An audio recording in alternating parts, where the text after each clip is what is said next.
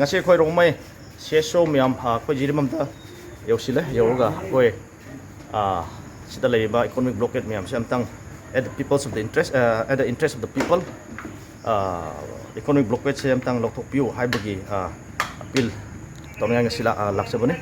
And then we are grateful to the state police khoi gi Tamilong SP Jiribam SP and 39 Assam Rifle gi Shio Kangbu whole team who are involved in solving this problem. Mi mayambu khoi gi rongmei seso gi tarap gi thank you haining. The highway say it doesn't belong to any single community. Highway say mi mayam gi ni Manipur lai riba irang da yaw da ba punna hoi naga mitai kuki pangan khaidana mi mayam gi highway ni du gi highway should disturb to birakonu highway say amaboiro we request and we appeal to all the communities.